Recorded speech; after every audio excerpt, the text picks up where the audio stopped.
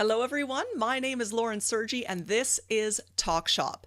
Communication is all about connection, and if you want to get people to genuinely want to connect with you, then you have to figure out how to engage them first. Engagement can be something of a buzzword, especially in today's corporate environments, but to help us deconstruct exactly what engagement is, what it does, and how you can do it, I have here today engagement expert Roger Haskett. Roger Haskett is an award-winning international keynote speaker who ignites positive change in teams and individuals. Roger knows a few things about engagement from his impressive background in engaging others through performance and education. His background includes a BFA in acting, a Master of Fine Arts in Education, and appearances in over 175 films, TV shows, and commercials. Roger works with corporations and organizations big and small through his company Engagement Unlimited, where he draws on all of his experience and more to help people and organizations create engagement in their work and their personal lives. Welcome to Talk Shop, Roger. Thank you so much for coming. I'm excited to have you. Roger and I connected at the Global Meetings Industry Day event, which I was emceeing and you were keynoting at. And I saw you do your thing and I said, I need this guy on my show. Well, you know, it's funny. I'm glad you said that because I saw you do your thing and I was like, oh my God, so I'm an MC as well. And I often get told like, wow, buddy, like that was the best intro I've ever had. And I'm often like, wow, that's good, but you should get more like better MCs out there as like to introduce you. And I'm so happy to say I've met one. Now I've met, because boy, were you good. Boy, were you good, Thank Lauren, you. at introducing me amongst keeping that day going. So people who are watching this, I assume already know this, but boy, is Lauren good at her job. Yeah. And actually, people who are watching this, if you've got an event going on and you're thinking, do I need an MC? The answer is yes. Talk to people like Roger. Talk to me. Find an MC. And if you're thinking that your CEO should do it, no.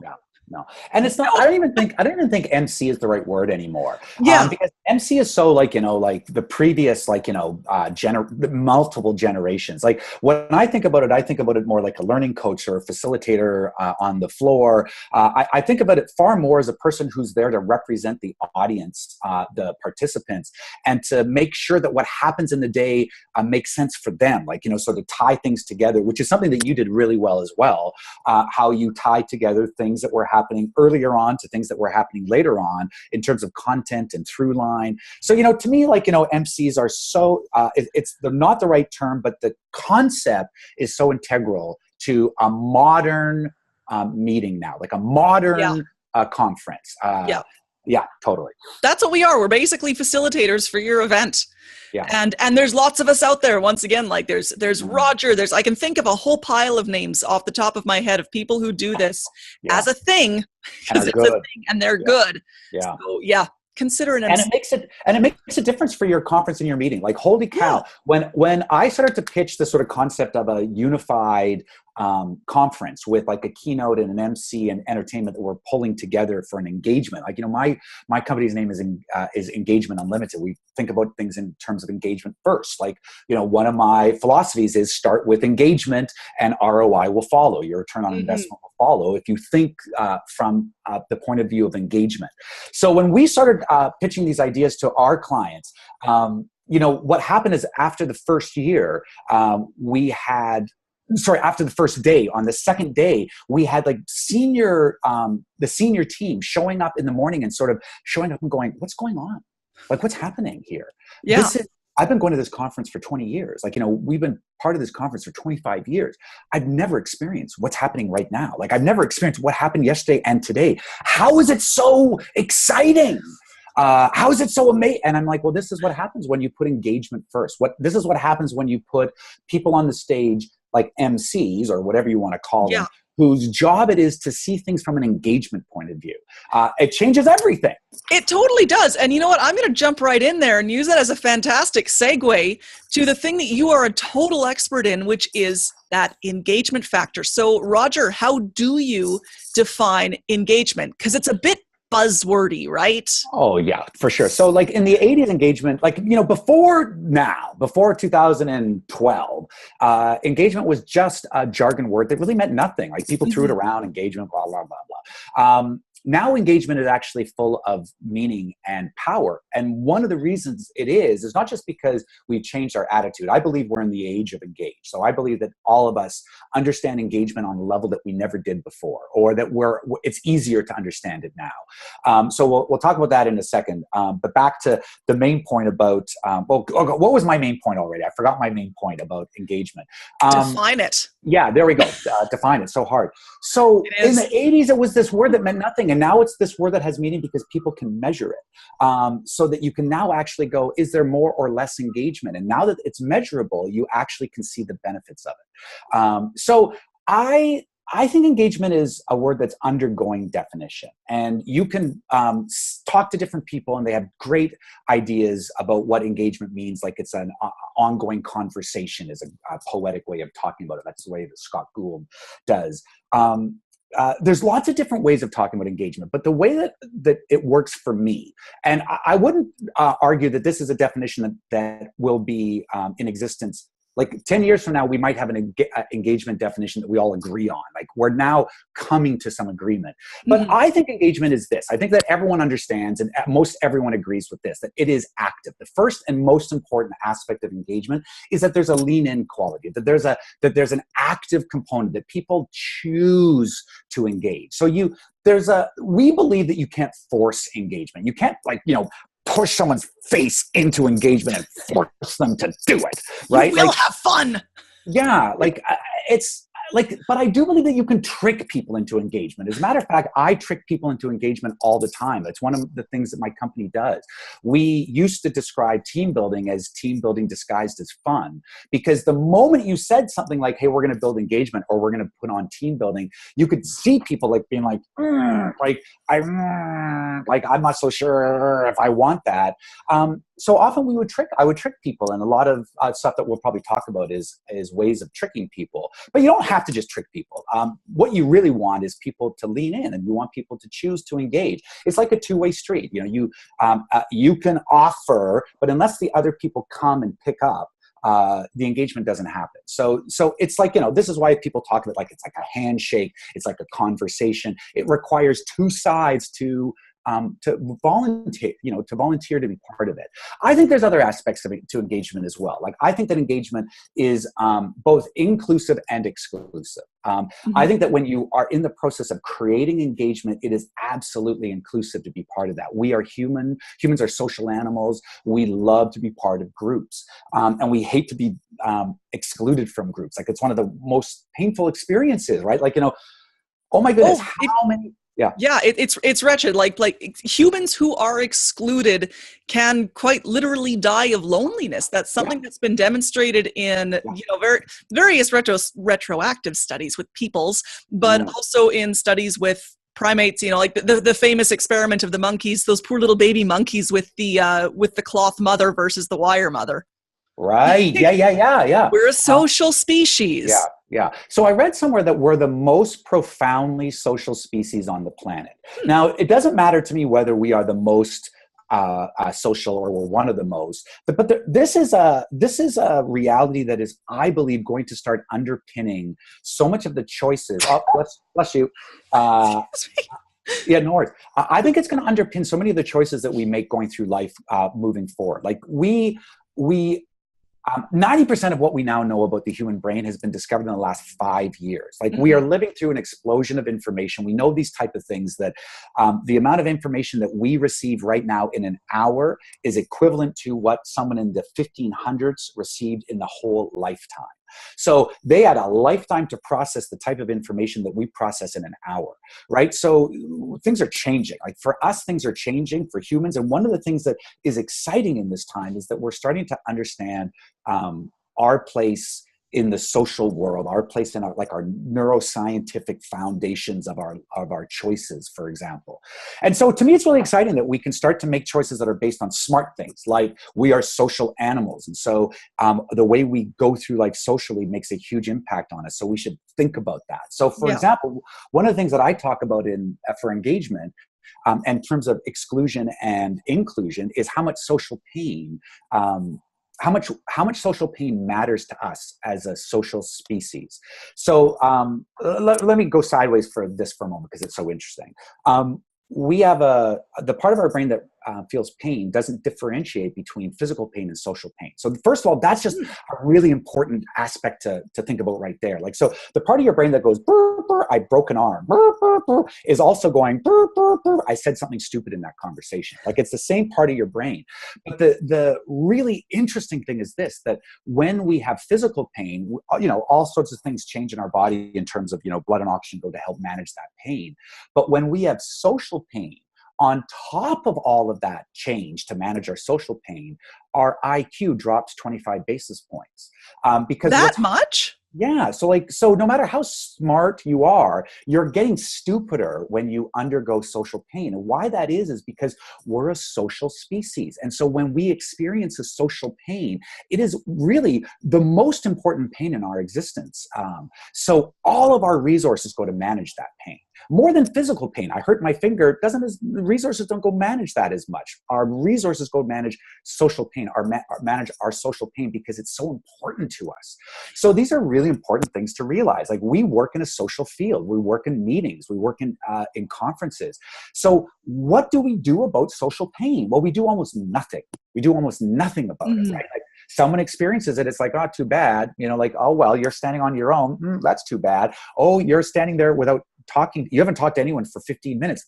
Too bad. Like, as opposed to having alarms going off, burp, burp, someone feeling social pain, just like someone just broke an arm. So I believe these are the sort of communication awareness that we want to start having. We want to look at people and go, what are they experiencing socially right now? Yeah. Like, as a boss, as a facilitator, as an organizer, as a friend, as a colleague, you want to start looking at the people in your life and start to say, hey, what's going on for them socially? Like, are they experiencing social pain? Because if they are, I should help them, because this is social pain doesn't just hurt them, it hurts me, because their brain is now working internally to solve their internal problems, as opposed to working externally to solve the problems that we're here to solve. Like, we're here in this room to solve a problem, right? We're here in a meeting to solve things. We're not here to get distracted by the fact that we have social pain. Right. And right? that engagement aspect of it too, like, especially when you talk about our social nature and our social brains and how we respond to that engagement aspect of it and the need for it, I think also, this just came into my head as you were speaking, really clarifies some of the fear excuse me, some of the fears and hangups that I see with people when they're trying to communicate with a group that they know, or they're trying to speak in front of an audience. And the worst thing I often find that can happen isn't when the audience or when the people they're speaking to responds badly or responds negatively or challenges them. It's when they get no response at all. No response, yeah. Like, they're dealing with a dead audience and you just watch the speaker go, you disappear, watch them freak out. Yeah, totally. You can see them disappear. Like, you can see them go into their head, and they start to manage their social pain as they start to go, I'm in front of a group. Like, so first of all, separating from the herd, fills us full of fear. We're a social species. We're a herd species. So the moment we step away, our DNA starts to boil. Like, our DNA literally starts to boil in our body to go, get back inside the herd. We all know this. Like, we've all watched nature channels. Like, oh no, the baby has separated from the mother. They're separated from the herd. The hyenas are closing in. We all know what happens at that moment, right? Like, so we as humans get nervous when we separate from the herd. Mark Twain has a really great quote that says, there are two types of speakers in the world: the nervous and the liars, right? Like, that's it. Yeah, amen, right? This is like good Mark Twain. Like, one of the most famous people in our world in history was nervous. This is what he's telling us, that he was nervous when he walked out on stage. So, the thing about managing these elements is that it leads to a better communication experience. Like when you were describing, the person who disappears on stage is not helping anyone, and the reason they're disappearing is a false reason for the most part. Right? They're disappearing because they haven't got a response. They haven't got a response that makes them feel that they're that doesn't make them feel okay, right? It makes them. So, we just have to sort of start recognizing things like, as a social species, when I get up on stage, I'm going to want response. But because the humans in the audience are social too, they're probably not going to respond until they get a better cue from the audience of how they should respond. Yeah, Right? it's a weird snowball. Like, you look to your left, Yeah. look to your right. I thought that was funny, but dare I Yeah. laugh? Absolutely, which is why you love audiences that will laugh. Like, you love people sprinkled. This is why there are laughers. My wife is a laugher. This is one of the reasons I'm funny, that I still am funny at times, is because my wife is such a good laugher. Yeah. Because it makes me realize, oh, I can be funny, right? Like, so anyway, back to the person on the stage. I like to think of it as this. Like, I think of it as this. Like, so you're up on stage, and this has happened to me, and this has happened to almost everyone. And all of a sudden, you think things are going well, and then all of a sudden, at the back area, you realize there's, Marcia is back there. Marcia isn't responding in the same way. As a matter of fact, Marcia's looking down. It looks like her hands are below the table. What's she doing? Does she have her phone out? Is she bored? Is she like, what's she? And all of a sudden, the demons in your life, the issues in your life appear. Like, they pop up in your brain, and they start to whisper or chant or scream or shriek things in your head. Like, Marcia isn't paying attention because you're boring, because you're stupid, because you don't know what you're saying, because your hair is idiotic, because your face is ugly. All of the things that are issues, like whenever people aren't saying anything and you hear what they say, those are your issues talking.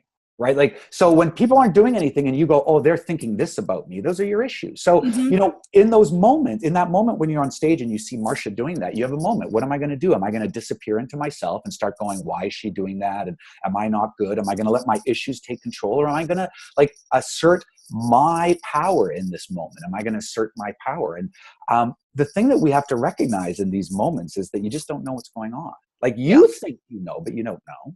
Like, you think Marcia's acting that way because I'm boring. But you don't know if it's Marcia's looking down because she's going, I just got news that my mother has Alzheimer's. I just got news yesterday that my kid has got a disease. Like, we don't know what's going on in Marcia's life, right? Or, hey, I liked what she said. I liked what the speaker said. I'm tweeting it out. Like, absolutely. That's another that's usually what I choose to tell myself whenever it happens. Like, maybe they're tweeting. And that's pretty cool.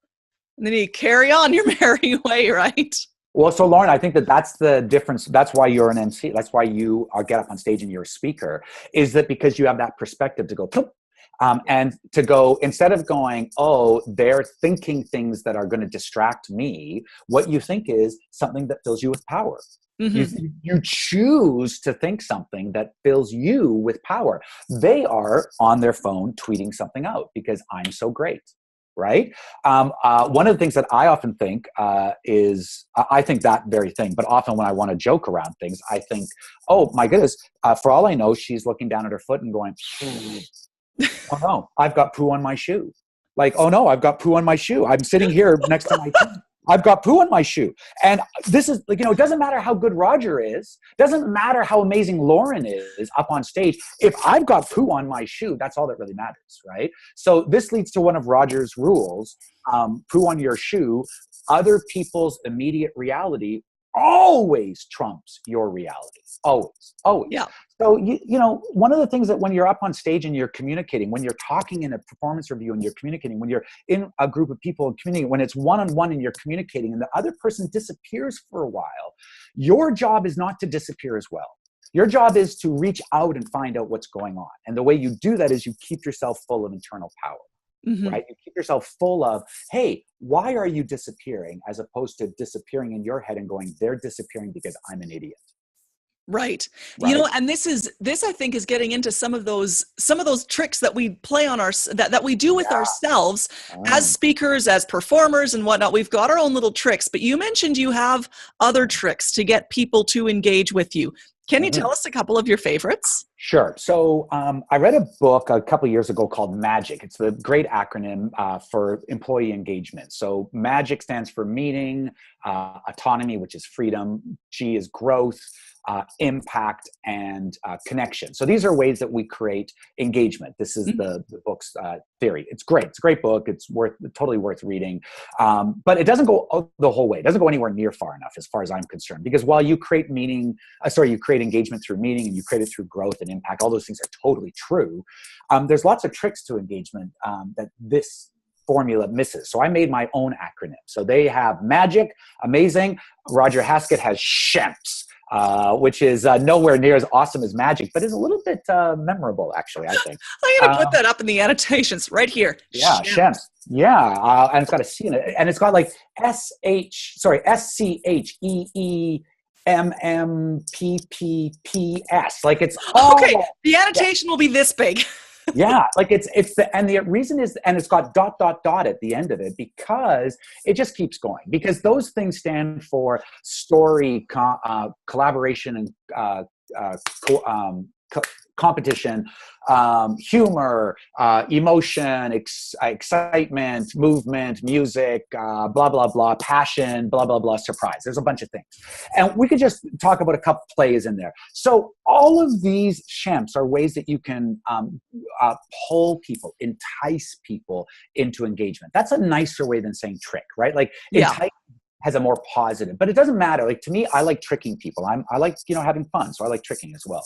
So, for example, I use music. Music's a great one. So, we'll play blind karaoke. The moment, so you experience this, Lauren. So I'll be up on stage. I start, all of my sessions have very interactive, very engaging elements where I get people to work together, and I get people to do different things in the audience that are fun and dynamic, and not like most people are like, oh, that fills me full of stress. There's no stress. It's awesome. It's easy. It's fun. Yeah. Right.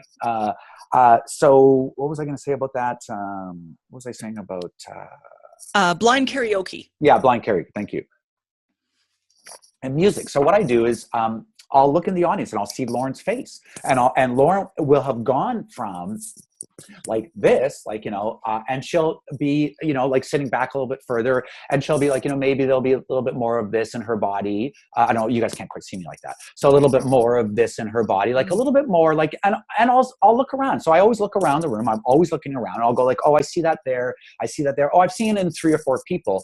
And I'll be like, oh, it's been 15 to 20 minutes since I've done anything really exciting. Like I've been talking, that's exciting. But 15 to 20 minutes of it is a little bit, like we understand as humans that we can only process so much. So what will happen is I'll go, hey, you guys look like you're not processing as much. You guys look like you're getting a little bit down in your seats. Let's get up. So I talk a lot about sitting is the new smoking. I talk a lot about how every 20 minutes, if you stand up for 2 minutes, you increase the energy and concentration in your brain and the blood flow, etc. So I talk about this stuff all the way through my talks. I'll like layer it in, and I'll go, okay, you guys are looking a little low energy. Let's stand up. But rather than just stand up, let's get a little evolution going for us, and let's get a little movement going. And I'll put on some music, and we'll play blind karaoke. Music starts. We figure out what the song is. We start singing to the song. The music stops. We keep singing blind karaoke. And I'll do 2 or 3 songs. It lasts for maybe a minute, minute and a half, 2 minutes at the most. And I'll say, okay, let's, at the end of that, let's sit down or stay standing if you want. I love having people stand in my sessions. I really believe people need to listen to their bodies more, right? Like we need to get out of the thought that we're brains. This is my brain floating over a chair. This is how I absorb. We have to get out of this idea. We have to recognize that we're humans. And someone else has a really famous quote that says, my brain can absorb only what my bum can endure. I like that. Yeah. So I use that one a lot. So I get people up, I get them moving and singing, and then I say, sit down or not. And then I go on. And what I say to them in this process is I go, we did that for fun. Like who's having, and I often stop the room and I go, look at the room. Like right now, look, this is an engaged room. Like you guys are all singing crazy. Women over there are dancing. That guy over there is moving a little. Like it's amazing. And I say, so now what we're going to do is we're going to take all that energy, all of that positive energy in our body and our brains. Now we're going to take all of this sort of crack that's in our brains from using music in this way, and we're going to now use that to focus our energy on the next 20 minutes of what we're doing.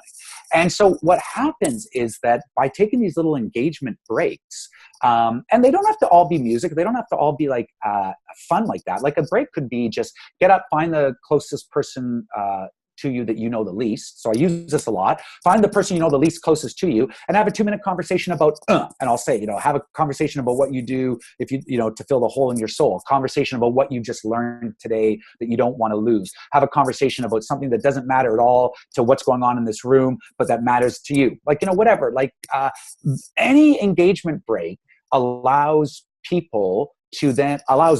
to then take the energy in the room and use it to my purposes, which is basically learn better, to network better, to be more present, to be more engaged. So we started this way back with the definition of engagement. I never finished it. We'll circle around. It's all good. Let me get back to that.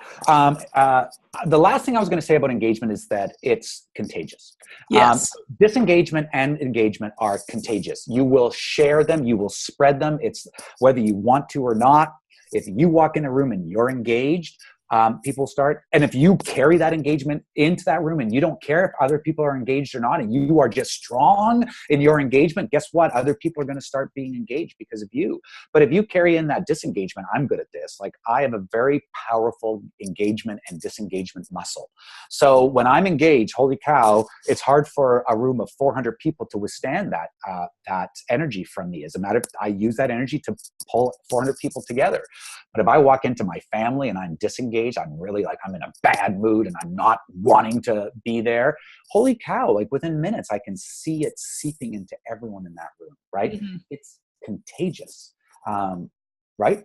It totally is. And the thing too, I find that with the disengagement, you're telling people not to listen. And that's problematic. Yeah. The amount of meetings that I sat through or presentations that I've seen or what have you, where effectively the speaker, and it doesn't need to be a formal speaker up on stage, it's whoever is doing the talking at the time, is basically telling the audience not to listen to them. Yeah. It happens constantly. Oh my goodness, it's so bizarre, isn't it? This stuff is very important, but I'll refer to it in a very down tone and I'll use down language and it's all down.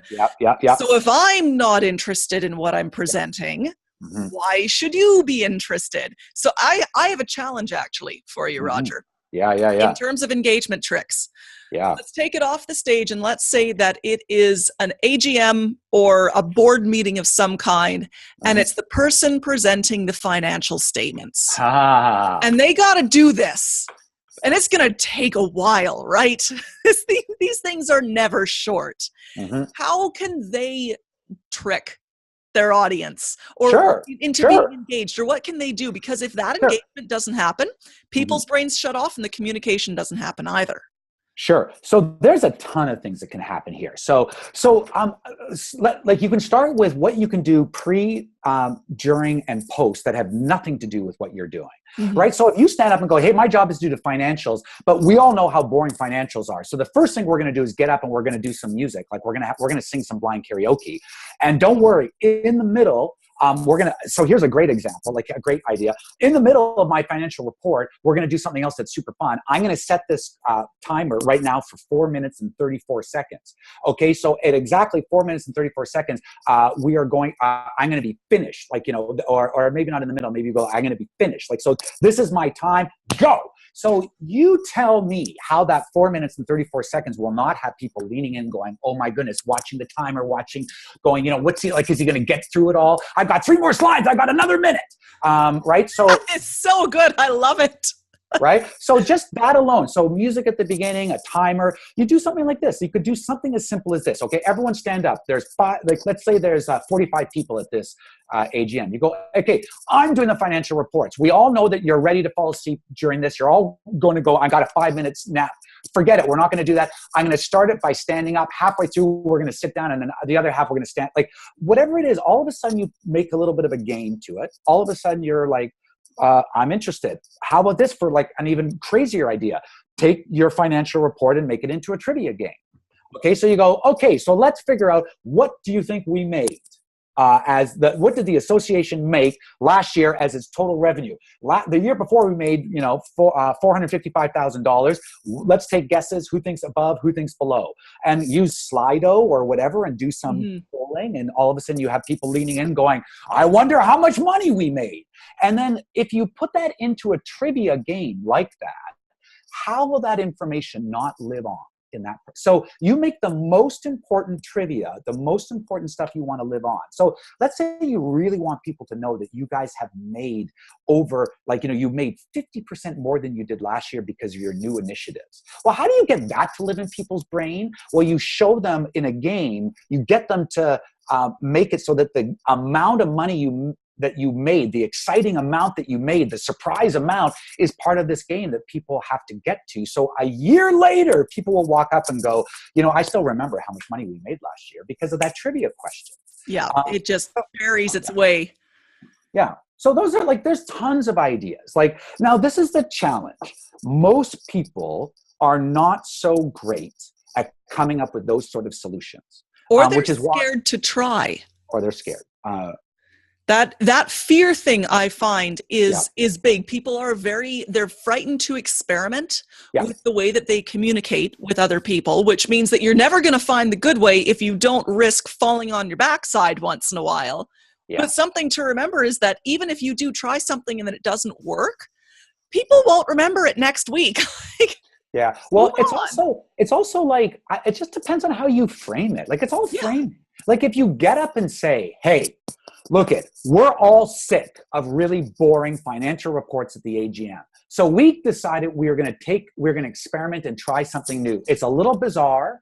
It's a little bit out there and it might not even work, but let's see. And then you do it. And it falls relatively flat on its face. And you get up after, you go, wow, that didn't work as well as we wanted it to. It was more interesting still than just listening to a boring report. But next year, we're going to try something different. If you guys have an idea, let us know. And all of a sudden, you get some engagement with people going, hey, you should try this. If you don't have a good relationship to failure, it's really hard to have a good relationship to success. That's a tweet. Right? Yeah, isn't it? I mean, it's tweet that, people. Yeah. Yeah. Right. It's as simple as that. If failure scares you so much that it scares you away from action, well, the ultimate reality is that you're not taking action. Yeah. So, you did a really good video. It's on your YouTube channel, and this completely brings it to mind where you spoke about the currency of the currency of engagement. Yeah. And that's what you're talking about here. Yeah. Can you tell us what the currency is? I'll leave that up to you.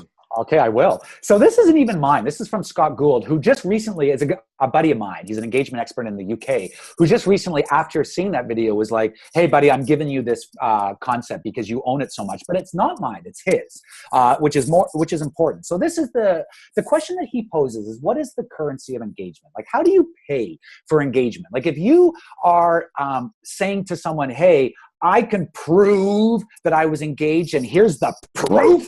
Here's the money that I used, the receipt that I used to be engaged. Well, that currency is participation. The way you pay for your engagement is through participation. So if you're not participating, you're not engaging. And if you are participating, you are. So I like to tell this story. My 4-year-old daughter, since she was 2, loves this game called Cat. So the moment I'm home, she'll be like, okay, Daddy, you're the kitten.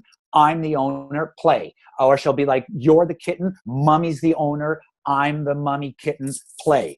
And so what will happen is that I'll play depending on how I feel differently. So what I'll do is I'll have my computer, my phone, which is my computer. And I'll be like this at times. I'll be like, all right, yeah, meow. Meow, yeah, meow, meow. And she'll be like, come on.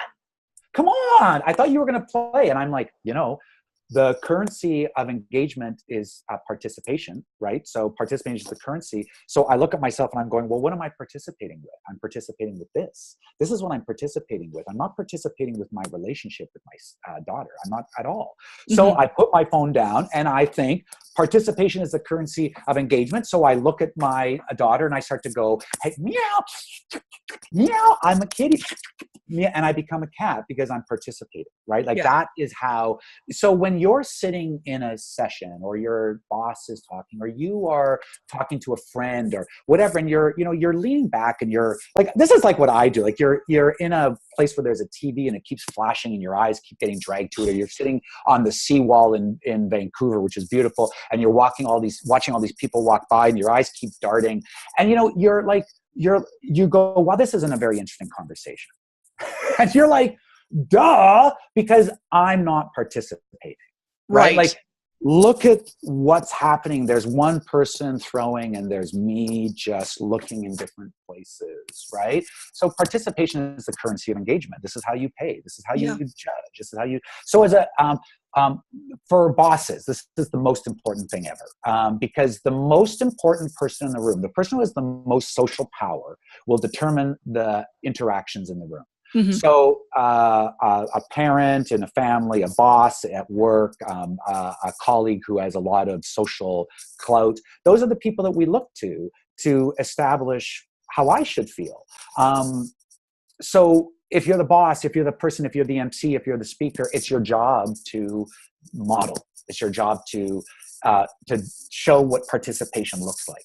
Yeah. And that's a great thing for all leaders to remember, not just within meeting and formal presentation circumstances, but elsewhere in the workplace. Like, if you want your workforce to be engaged, you can't just tell them you should be participating in all this stuff. You have got to participate as well, because they won't follow. And that's where I see some organizations where they rely too heavily on platforms to do the communicating for them. So we want to engage our people and engage our clients and our stakeholders. So let's open a social media page, and they can go there. And I see this so often. They can go there and they can have discussions on our social media page. Well, I don't. Or we're going to open up a Slack or a Basecamp line, and people will go there. But meanwhile, the ones who want them to be engaged aren't participating themselves. Yeah. So it's really important to walk the talk in engagement. And this is one of the things that I think is really exciting. I believe that engagement and play, that's one of the other aspects that I always talk about. And they're related. Engagement and play are very related. But I believe I believe that it's possible that we are due for a revolution in engagement and in play. And that it's possible that that revolution will change our world. If we know that the statistics are abysmal, that something like, some huge number of people are disengaged at work on a regular basis, costs us $500 billion every year, at least, in lost productivity. I don't really care about productivity. I do. Let me take that back. I care about productivity very much. But I care for more than productivity. That's what I meant to say. And I just wonder what would happen if 5% more of the population in this world went to work and cared about what they were doing. So not that they necessarily care about their job right now. Maybe it's that they need to get a different job. This is a revolution, right? This is what I'm talking about. Revolutions are unsettling. I think that if we were to jump ahead 20 years and were to imagine what it would look like if we had a population that was working on its passions more than it was working on a living, so that we were working to make a difference, and in the process of making a difference, we were making a living, so that we were making a living while we were making a difference. If that was a revolution that we embraced, what could we become, I wonder, as a species? To me, this is a question that has more meaning now than it did 30 years ago, because our species has a question mark beside it now that it didn't have 30 years ago, or that we didn't know as a species.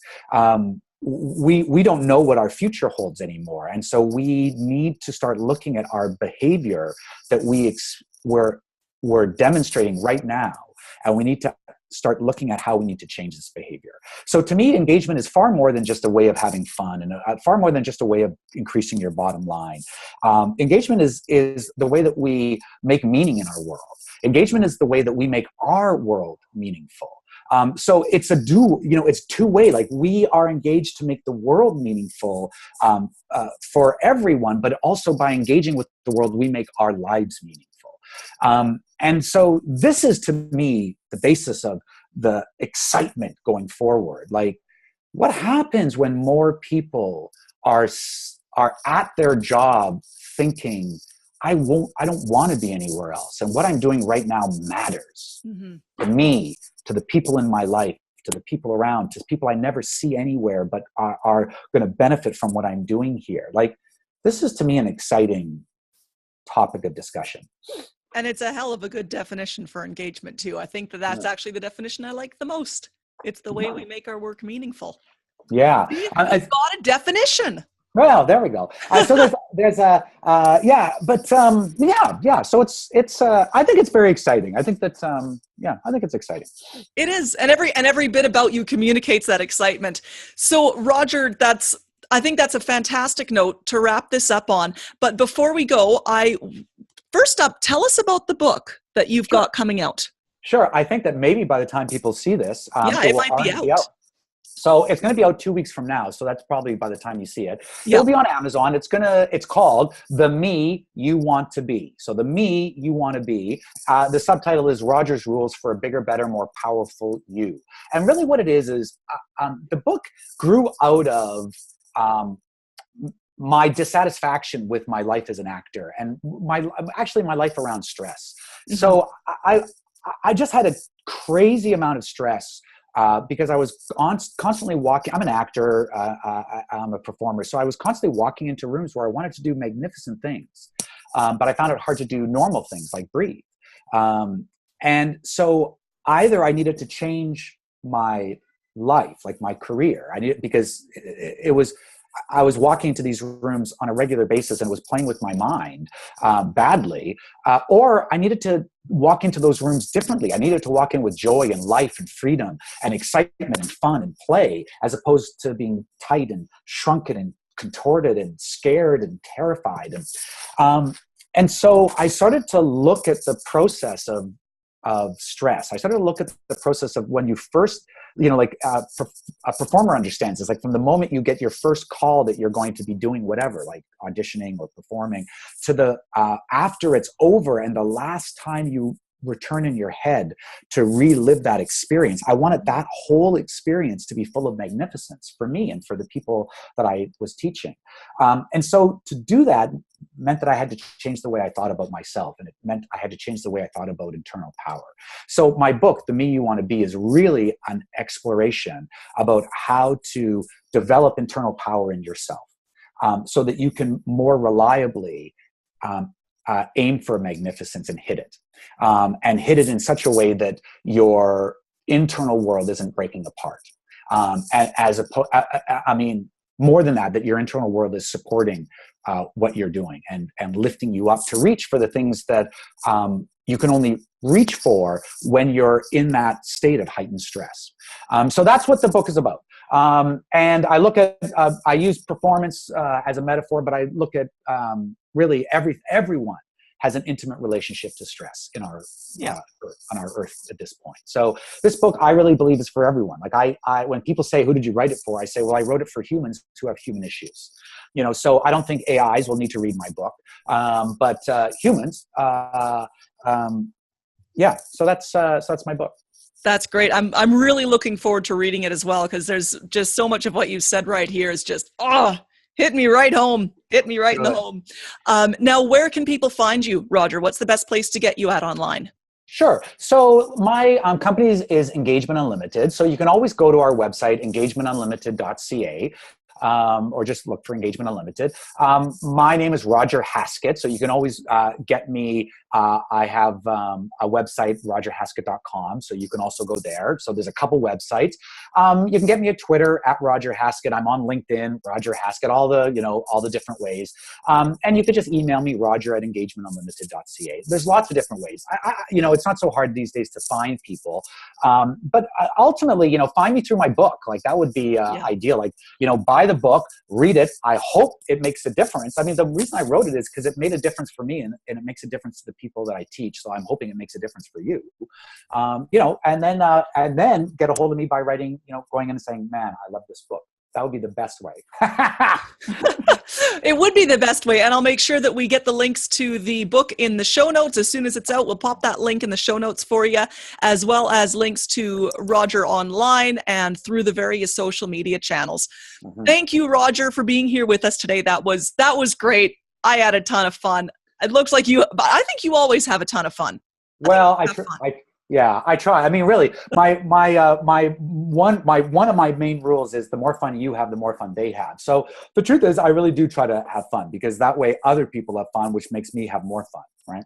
Well, I hope that everyone watching and listening to this interview has had a lot of fun as well, and that you've learned something useful and that you can now go forth and do that participation that will get the engagement, that will make the communication better. If you enjoyed this show, please make sure you like it, subscribe to the channel, leave a review or a comment. This all helps more people find this interview and find more great content like that. And of course, while you're at it, head over to my website, laurensergi.com, and sign up for the newsletter so that you can stay on top of all of the great video content that I've got coming your way. Thanks again, Roger, for being with us here today. Thank you, everybody, for watching and listening, and I look forward to seeing you again on the next Talk Shop. Bye-bye. Bye-bye. Thank you.